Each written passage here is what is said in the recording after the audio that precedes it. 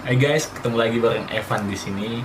Di video kali ini aku akan bahas mengenai misteri-misteri di balik kartu Remy. Siapa sih sosok sebenarnya di balik kartu Jack, King, dan Queen? Selain itu aku juga ingin ngucapin terima kasih buat kalian yang udah nyempatin waktunya ngeklik video ini. Terima kasih. Langsung aja, ini dia. Tidak diketahui kapan persis kartu ini ditemukan. Namun, kartu ini sudah ada sejak tahun 1200-an di daratan Eropa. Ada yang bilang kartu ini dibawa oleh suku-suku yang nomaden pada saat itu. Ada juga yang bilang bahwa kartu ini ditemukan oleh para penduduk Cina, karena penduduk Cina lain pada saat itu menggunakan simbol-simbol pada media kain waktu itu. Kartu Remy sendiri terbagi dalam 4 lambang. Yang pertama ada spade atau yang kita kenal sebagai skop, mewakili musim dingin. Ada heart atau yang kita kenal sebagai hati, mewakili musim gugur. Ada diamond atau yang kita kenal sebagai wajik, mewakili musim semi. Dan ada club atau yang kita kenal sebagai keriting, mewakili musim panas. Keempat bunga ini mewakili 4 musim di Eropa. Jack yang pertama, Jack Wajik. Kartu Jack Wajik digambarkan sebagai sosok Hector, tokoh dari mitologi Yunani. Ia adalah seorang pangeran dan pahlawan Troya. Hector dikenal dengan kegagahan dan keberaniannya memimpin pasukan Troya melawan pasukan Yunani dalam perang Troya yang legendaris itu.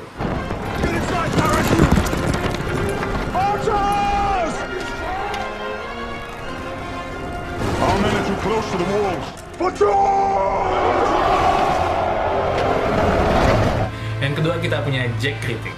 Jack Kriting atau yang dikenal sebagai Sir Lancelot merupakan kesatria meja bundar dalam legenda Arthur dari Inggris. Lancelot merupakan salah satu kesatria kepercayaan Raja Arthur yang paling hebat.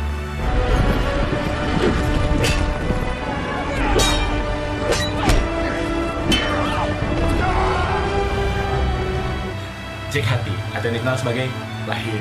Lahir adalah komandan Perancis di abad ke-14. Dia adalah seorang kesatria pedang tingkat juara di Francia. Yang terakhir adalah Jack Skop. Jack Skop menggambarkan sosok Ogre the Dane. Kartu Jack Skop adalah sosok bernama Holger Danske atau lebih dikenal sebagai Ogre the Dane. Karakter legendaris dari Denmark ini pertama kali muncul sebagai salah satu kesatria Charlemagne dalam sajak Chanson de Roland.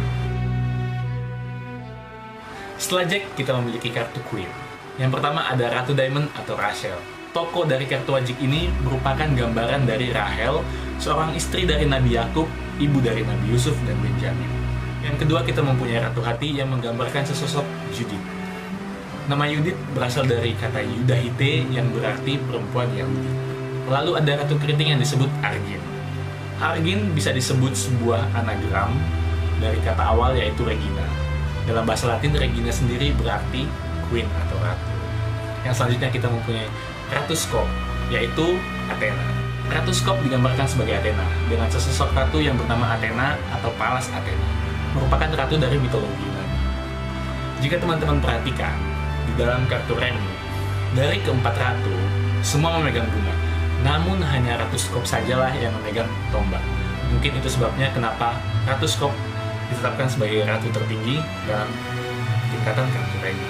Queen Skop memiliki perbedaan sendiri karena Queen Skop satu-satunya queen yang melihat ke kanan, sedangkan 3 queen yang lain melihat ke arah kiri.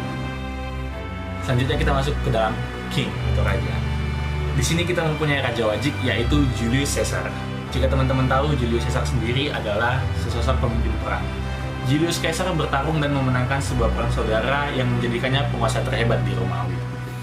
Jika teman-teman perhatikan, King Wajik adalah satu-satunya raja yang hanya menunjukkan satu sisi mukanya dibandingkan dengan raja-raja yang lain. Brave men of the 13th fought Pompey's 1,000 in the Forum and saved the Tribune. It was legionary Titus Pullo drew first blood. Here's 500 denarii. Yang selanjutnya ada Raja Hati atau yang dikenal sebagai Raja Charles Agung. Charles Agung sendiri dikenal sebagai Bapak Eropa karena dia berhasil menyatukan seluruh Eropa Barat pada waktu itu. Jika teman-teman perhatikan pada kartu hati, terdapat raja yang menusuk kepalanya sendiri. Namun pada kenyataannya, Charles Agung sendiri mati bukan karena bunuh diri, melainkan mati karena sakit. Selanjutnya kita punya Raja Club atau Raja Keriting. Raja Keriting digambarkan sebagai Alexander the Great atau Alexander III. Alexander III dari Makedonia adalah sosok raja di dalam Kekaisaran Makedonia, sebuah negara di daerah timur Laut Yunani.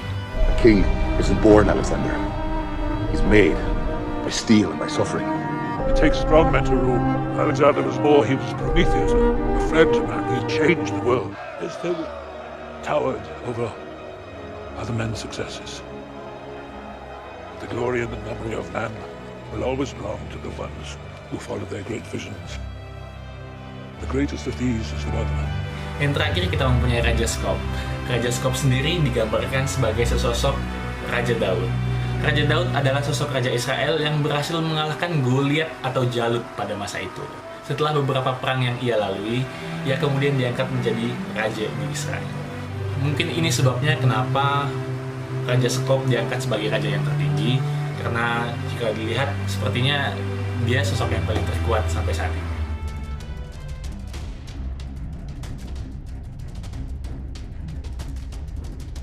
A stone of a quarter pound, and a sling can hurl that at a couple of 100 miles an hour.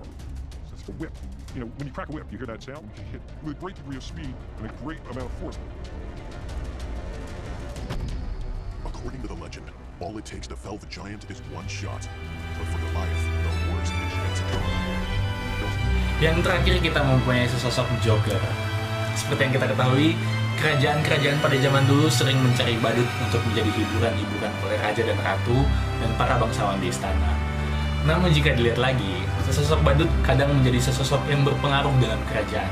Dia bisa menjadi sesosok yang lucu, tidak berguna, namun dia juga bisa memporak-porandakan suatu kerajaan dengan membuat kerusuhan. Mungkin itulah fungsinya Joker di dalam kartu, kadang nggak guna, kadang juga bisa menjadi kartu yang kuat. Belum berhenti sampai di sini, kartu remi masih memiliki beberapa rahasia. Seperti yang kita ketahui, kartu remi sendiri berjumlah sebanyak 52. Itu belum termasuk Joker ya. Dimana jika 5 ditambah 2 sendiri itu berarti adalah 7, yang melambangkan 7 hari dalam 1 minggu.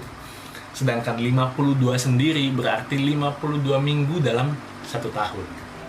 Namun jika teman-teman tahu, dalam satu susunan kartu dari As sampai Jack, itu terdapat 13 kartu yang mana jika dijumlahkan seperti 1, 2, 3, 4, nah itu akan berjumlah sebanyak 91. Dan jika dikalikan dengan keempat lambang bunga tadi, itu akan berjumlah sekitar 364, dan ditambah 1 dengan Joker akan berjumlah 365, yang berarti 365 hari dalam 1 tahun. So guys, itu tadi beberapa misteri yang selama ini terselip di balik kartu-kartu remi. Mungkin jika ada beberapa informasi yang kalian ketahui, silahkan tulis di komen ya. Aku ingin ngucapin terima kasih buat kalian yang udah nonton dari awal sampai akhir. Jangan lupa di like, komen, dan subscribe. Dan juga share ke teman-teman kalian.